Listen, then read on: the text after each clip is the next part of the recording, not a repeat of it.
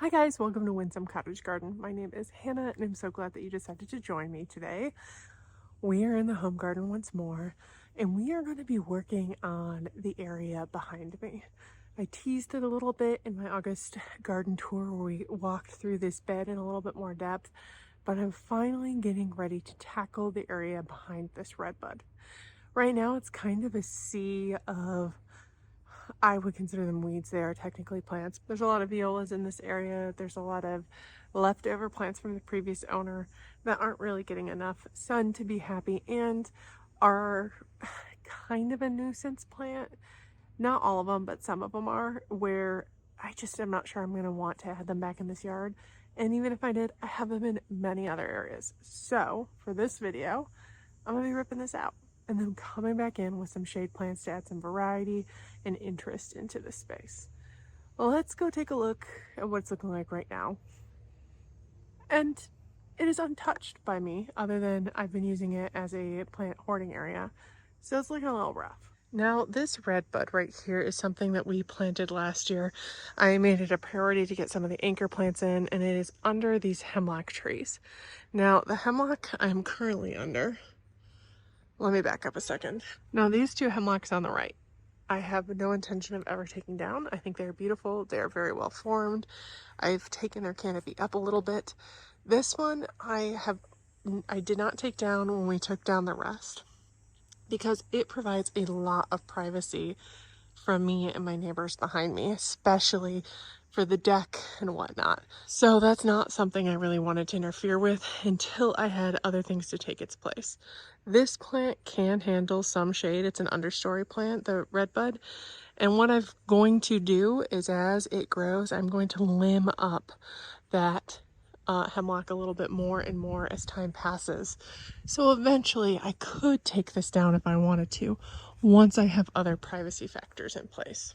Now this redbud is very like front leaning. You'll see that we have some stakes in there trying to pull things back. This over here is where the sun comes in, so I do expect it to grow that way a little bit more.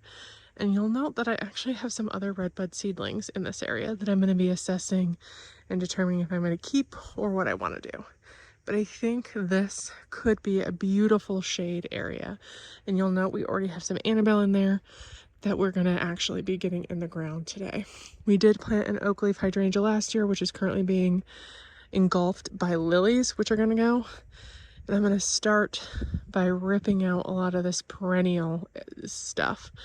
I have grass in here. Normally what I would do is cardboard mulch over the grass and come in with mulch on top of it. I don't have mulch now. I don't know when I'm going to be getting mulch because I need my dad to come back. So where there is that perennial viola, I am going to pull that out because I'm not sure the mulch method would really kill that out. I'll do my best to pull them, and then I will be cardboard mulching over this at a later date. So that's the grand plan. The first step is to start ripping out weeds. I'm using this bed as a holding area towards the front because I'm unlikely to plant things towards the front until I can get this back area handled and cardboard mulched. But I might just plant in situ and cardboard mulch around it. I'm just going to wait and see, but I am going to start in the back with pulling out the weeds that are there. So that's step one. I'll do that and give you guys a lay of the land afterwards.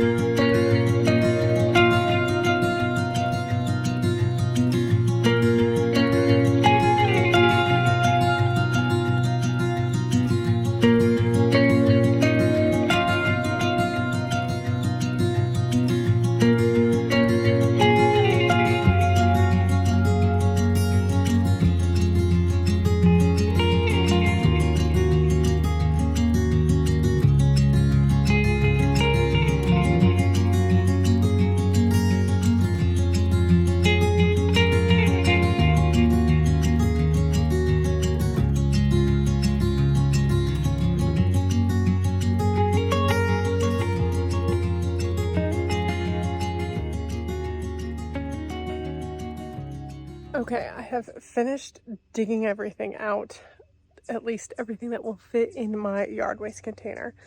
And this stuff isn't stuff that I want to compost, so I've kind of stopped, and it's made a big change. We got all of this cleared out, all around here, all around there, and then that's where we'll pick this up in the future. But this gives us a good spot to get started. And I'm going to place some plants around. It's really interesting seeing where the sun is right now, because I think this is kind of the most sun this is going to get. It's midday. Well, actually it's like 3-ish. So sun's pretty straight in this spot, which will be helpful because it's only going to get partial sun at best. Before I get you guys set up, I did want to say, not all of these red buds are going to stay in here, the seedlings. Obviously, we have this really pretty anchor plant, and then we have a couple that planted themselves. This one back here, I'm actually planning on digging and taking to the cottage, but I want to do that right before I go. So it's going to stay here for now. I'm going to leave this one. I'm going to leave this one. This guy, though, I want to train straight. And this guy is pretty straight, but I want to give it a pole to keep it going. So that I actually am going to have my dad help me with next time he is here, but it might be a little bit odd for a bit. So if you're thinking, gosh, why is she having that so close? Not really. It's just a short-term effect. So let's go get those items, get these things placed, and see how many plants I can get in the ground, some of which are going to be coming from the in-ground holding area, which I'm excited to start getting that out and about as well.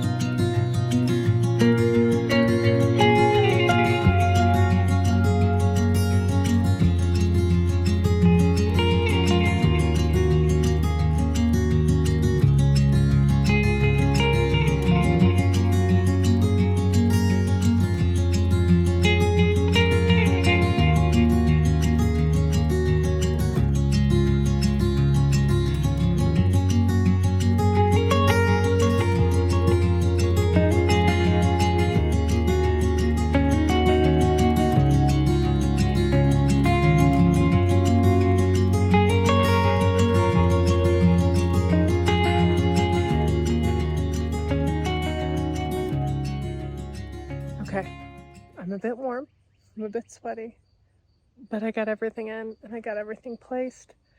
And we got a big dent out of our holding area in this that I'm really excited about. Now, this is an area that more than most, I think I might move stuff around later. Because one of the things I was considering as I was doing this, I have long thought that over here somewhere I'd like a bench or 2 seats. And I'm kind of thinking this might be a kind of nice spot, especially as the redbuds go. It'd be like a trio, the redbud trio, with a couple seats in between. So I've left a lot of space as I think through things, and if that's something I do want to do. I also don't have a ton of variety in what I have right now, but I know there's a couple things that I want to pick up in the end of season sales for this space that won't be moving. So it works out a little bit. A lot of these came with me from my old house, or I got from my friend Julie.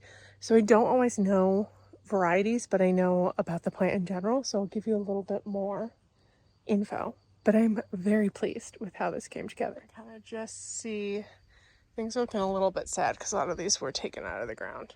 But we're starting to get some layers. We're starting to get some contrast.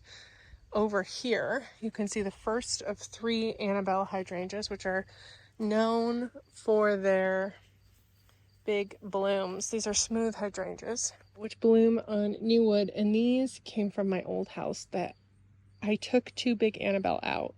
I missed a couple, and then they became 3 different plants that I just stuck in soil as I moved, and now I got 1, 2, and remember this is going to be more like that. So 2, and then 3 over there, because I did a lot of things in 3s here, just like this grass, which I have no idea what it is.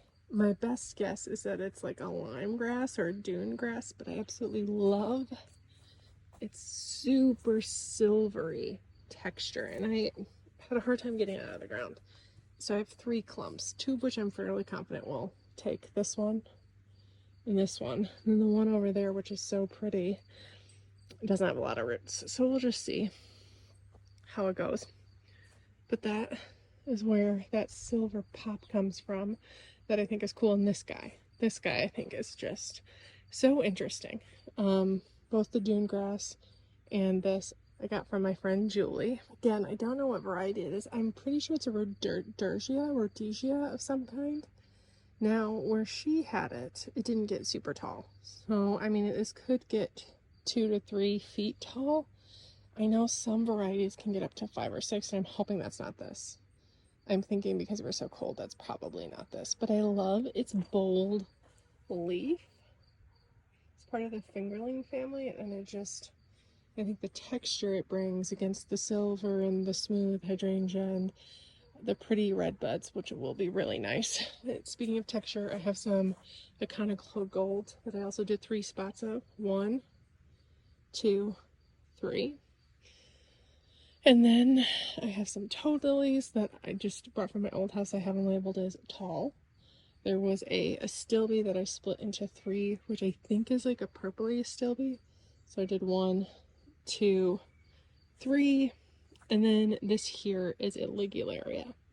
I'm pretty sure it's a Desmunda ligularia, because ligularia has a lot of different plants.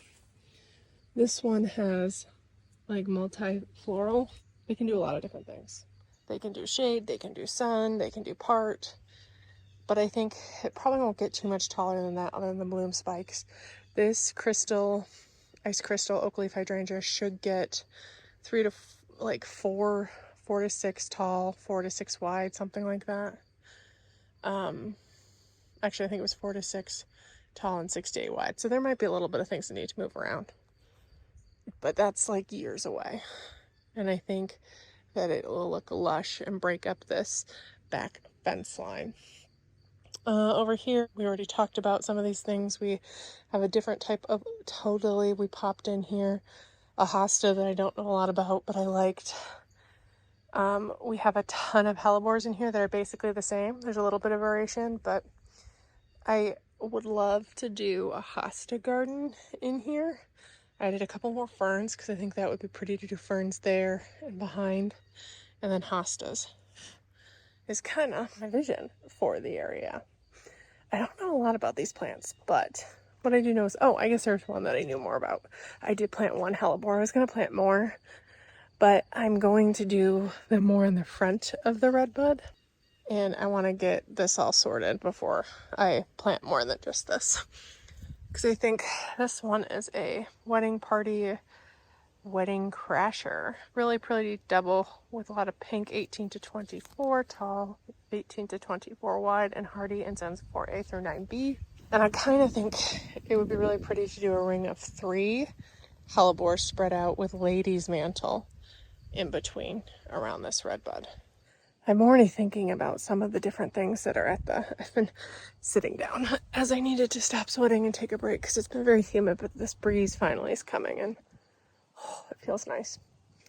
But I've been sitting here looking at this, and I think the hostas will be really pretty, but I'm also kind of thinking about some of the hostas that are at the cottage that could be divided. I think I'm going to steal some for this space, because I think that would be pretty to get more. We need some hostas over there. If I don't do a seating area, then I could turn that into like a hosta river, which could be kind of cool. Heucheras, heucherellas.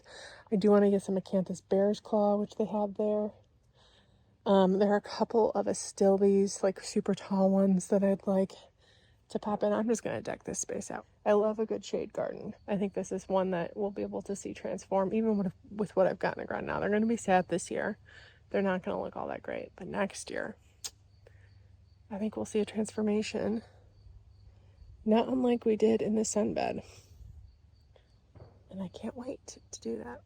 So if you have a couple different plants that you think would be good in here, comment below. Things that would provide different leaf texture, color, do well in the shade. I'm a sucker for flowers. Shade flowers are a little bit harder. I'm not a huge person to put annuals in the ground, but I do think that might be something I consider, like a small bed that I just always deck out with, like begonias or something. Got some good stuff done.